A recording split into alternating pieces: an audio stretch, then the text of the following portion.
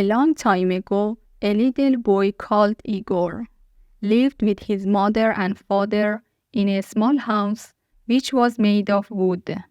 Igor's family was very poor. His father was a woodcutter, and his mother made clothes for rich people in the city. Their house was in the middle of a large forest in the north of Russia. In summer, the days were long, and the forest was alive with the sounds of birds singing to each other. Igor's father taught him the names of the different birds, and the boy soon knew all their songs. But in winter, the days were very short, and there was deep snow everywhere.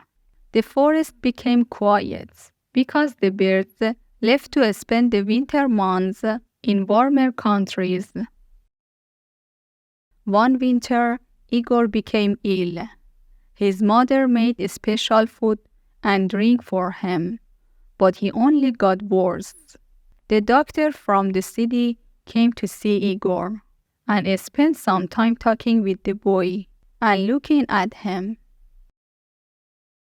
Then he spoke to Igor's mother and father.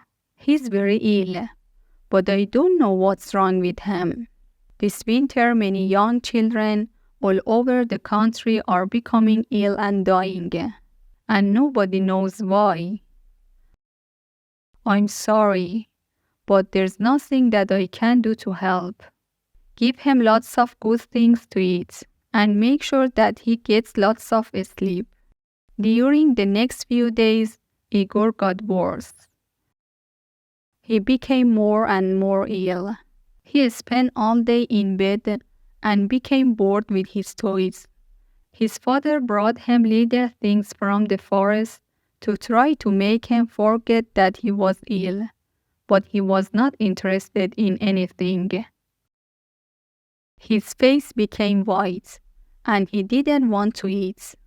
Sometimes at night, he had a fever, and then he dreamed that he was flying above the forest, looking at his family's little house far below him.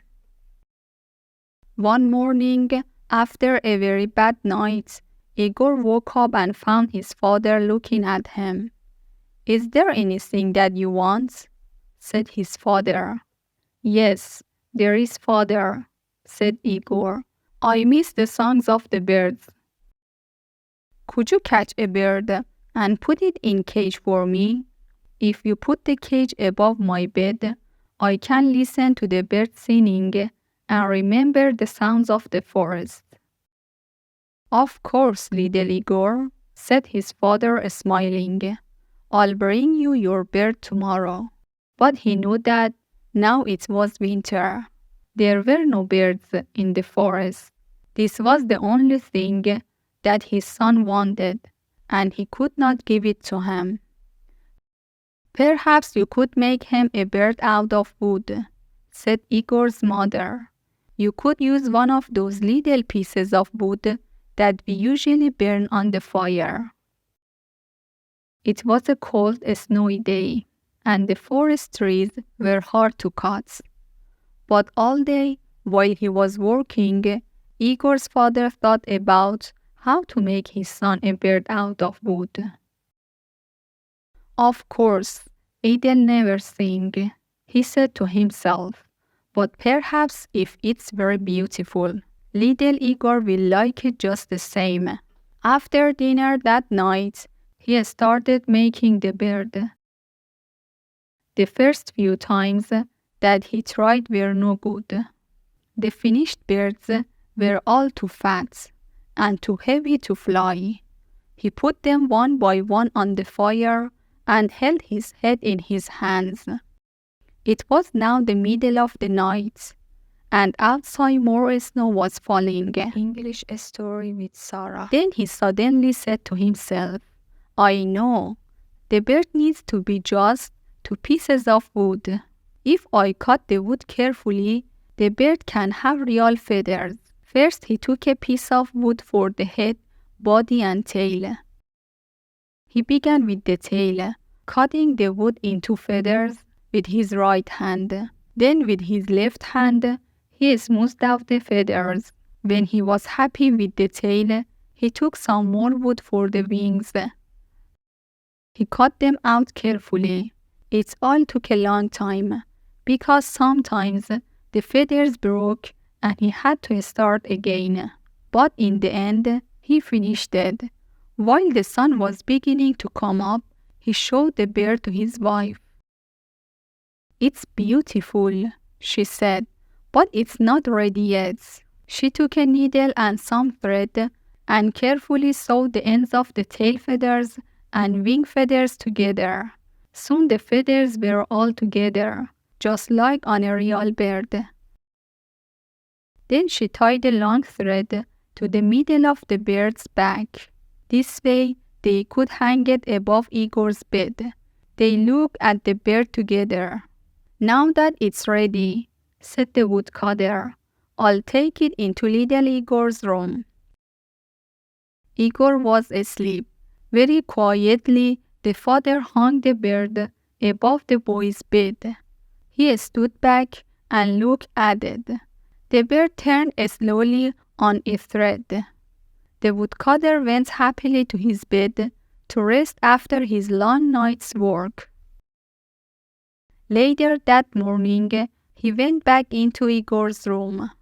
The bird was turning slowly above Igor's head. His son was watching the bird carefully. There was a light in his eyes for the first time in many weeks. "It's beautiful, father," said Igor. "Thank you, but I've never seen a bird like it before in the forest.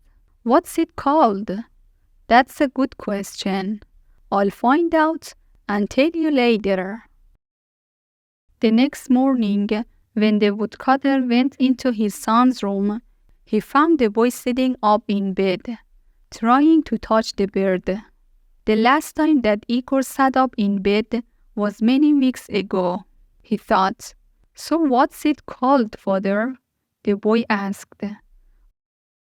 "I'm still not sure," his father replied.